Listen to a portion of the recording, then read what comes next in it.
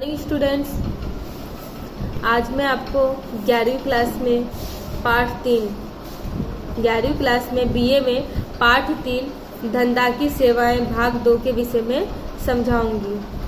प्रस्तावना। वर्तमान समय में वाणिज्य का महत्व बढ़ता जा रहा है। वर्तमान समय में वाणिज्य यानी धंधा की सेवाओं का महत्व बढ़ता जा रहा है। वाणिज्य में व्यापार की प्रवृत्ति के उपरांत उसकी सहायक सेवाओं में बैंकिंग का समावेश किया जाता है। वाणिज्य में व्यापार की प्रवृत्ति के उपरांत उसकी सहायता के लिए बैंकिंग का समावेश किया गया है। व्यापार के उपरांत बैंकिंग की सेवा उद्योग, खेती जैसे अनेक क्षेत्रों में उपयोगी है। व्यापार के सिवा बैंकिंग की सेवा उद्योग में भी और खेती के अन्य क्षेत्रों में भी बहुत ही उपयोगी है। बैंकिंग की सेवा देने वाली संस्था को बैंक के रूप में जाना जाता है। जो बैंकिंग की सेवा देते हैं उनको हम बैंक के रूप में जानते हैं। विश्व की सर्वप्रथम बैंक ईस्वी सन 1407 में जिनीवा में शुरू हुई थी। इटालियन शब्द बैंको, बैंक से बैंक शब्द की उत्पत्ति हुई है। बैंक की प्रवृत्तियों के प्रमाण प्राचीन समय में भी देखे गए हैं। जो बैंक की प्रवृत्तियां हैं उनके प्रमाण प्राचीन समय यानी बहुत पहले से ही देखा जा रहा है। रोमन साम्राज्य में इस शब्द का उद्भव हुआ था। रोमन साम्राज्य में ये बैंको शब्द का उद्भव हुआ था। जहां ऋण देने वाले को मासेला के नाम से जाना जाता था। जहां ऋण देने वालों को मासेला के नाम से जाना जाता था। ये लोग एक बंद परिसर के बीचों बीच बेंचों के नाम से जाने जाने वाली एक लंबी बेंच पर अपनी छोटी मोटी काम चलाओ दुकानें लगाया करते थे। ये लोग कैसे एक बंद परिसर के बीचों बीच बेंचों के नाम से जाने वाली एक लंबी बेंच पर अपनी छोटी मोटी काम चलाओ दुकानों को लगाया करते थे, जिस पर से बैंक तथा बैंक शब्द की उत्पत्ति हुई है। जिस पर से बैंक तथा बैंक शब्द की बच्चों उत्पत्ति हुई है।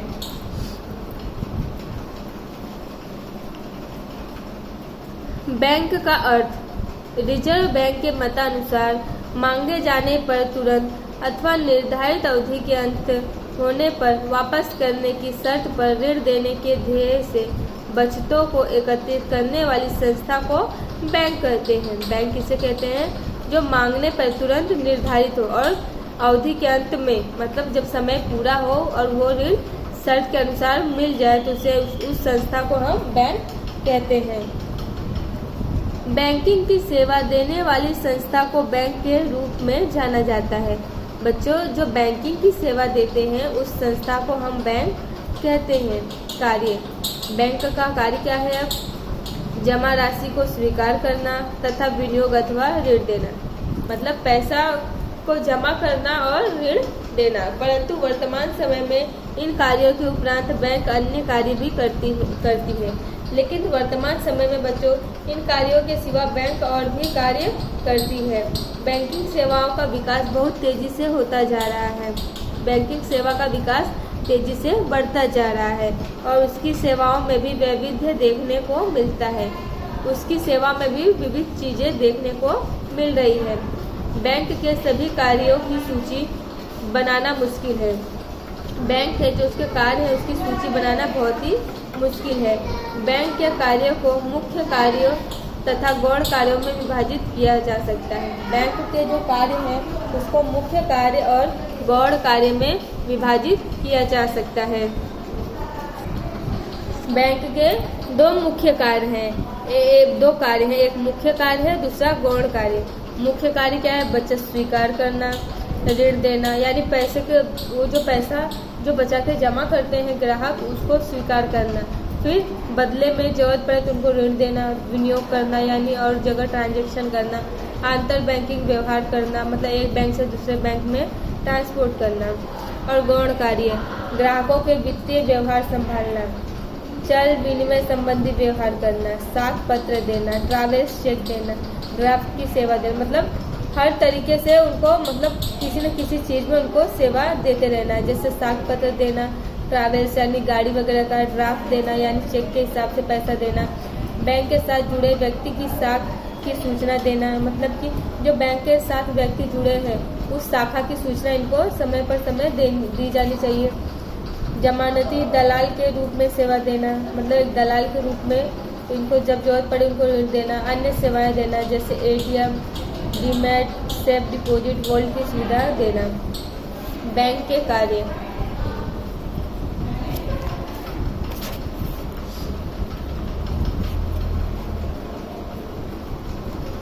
बैंक के मुख्य कार्य हैं। पहला, बचत स्वीकार करना। बैंक आम लोगों के पास से अनुपयोगी रकम बचत के रूप में स्वीकार करती है। बैंक क्या है, आम जनता के पास से जो उनके उपयोग में पैसे नहीं हो वो बचत स्वीकार करती है। बैंक में बचत राशि देने वाले को बैंक ब्याज भुगतान करती है। बैंक क्या है, जो मतलब जो व्यक्ति वहाँ अपना पैसा जमा करता है उसके रूप में उसको ब्याज देती है। बैंक का सबसे बड़ा दायित्व बचतकर्ताओं जमाकर्ताओं का विश्वास बनाए रखना। बैंक का सबसे बड़ा कार्य क्या है, जो व्यक्ति अपना पैसा जमा कर रहा है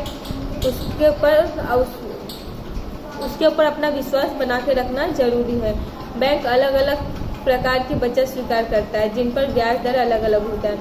बैंक क्या है, अलग अलग प्रकार का बचत स्वीकार करता है और सब पर ब्याज अलग अलग होता है।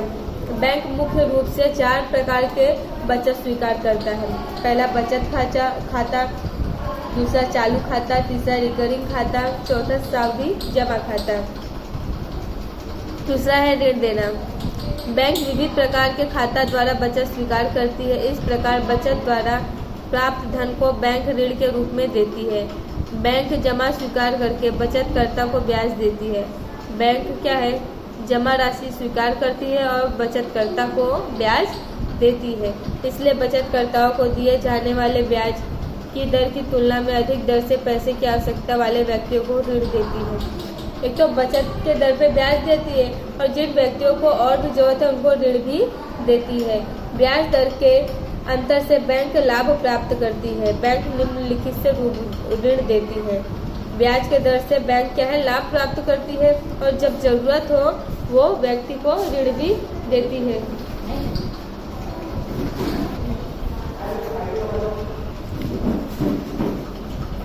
ऋण द्वारा बैंक दीर्घ समय अथवा अल्प समय के लिए ऋण देता है। बैंक क्या है, कम समय के लिए और अधिक समय के लिए ऋण देता है। कुछ प्रकार के ऋण पर गिरवी रखना आवश्यक होता है। कुछ प्रकार का ऋण ऐसा होता है जिस पर कोई भी चीज गिरवी रखना आवश्यक होता है, जबकि कुछ ऋणों पर गिरवी आवश्यक नहीं है। और कुछ प्रकार के ऋण ऐसे होते हैं जिन पर गिरवी रखना आवश्यक नहीं होता है। ऐसी लोन व्यापारियों और उद्योगपतियों को दी जाती है। ऐसा लोन व्यापारी या उद्योगपति को दी जाती है जिसके सामने उतनी रकम की जमानत बैंक लेती है, जिसके सामने बैंक उतनी जमानत में रकम लेती है। वर्तमान समय में home loan, car loan, education loan, cash credit, machine loan, gold loan, personal loan वगैरह जैसे लोन उपलब्ध हैं। ओवरड्राफ्ट और कैश क्रेडिट। यदि ऐसा हो कि चालू खाता धारक पूर्व स्वीकृत सीमा में और अल्प समय के लिए खाता में जमा राशि से अधिक राशि आहरित करे तो उसे ओवरड्राफ्ट कहा जाता है। ओवरड्राफ्ट का समय अल्प समय का होता है। यदि ओवरड्राफ्ट का समय निश्चित कर दिया जाए तब उसे कैश क्रेडिट कहा जाता है। विनियोग करना। बैंक की पूंजी और प्राप्त बचत की राशि का ऋण और विनियोग न हो सके तो बैंक को पर्याप्त प्रतिफल नहीं प्राप्त होता। विविध स्थानों पर इस रकम का विनियोग करना बैंक का महत्वपूर्ण कार्य है। यह विनियोग योग्य गणना के साथ सुरक्षित स्थान पर करना अनिवार्य है। बैंक आरक्षण की रकम के नियमानुसार कुल डिपॉजिट की अमुक रकम सरकारी प्रतिभूतियों में विनियोजित करनी होती है जिन पर ब्याज दर कम होता है। बैंक में संकट के समय और आकस्मिक परिस्थिति में विनियोगों को तोड़कर तुरंत नकद प्राप्त हो सके द्रव्य की ऐसी व्यवस्था करना अनिवार्य है। बैंक ज्यादातर सरकारी प्रतिभूतियों या सुदृढ़ इकाइयों में विनियोग करती है।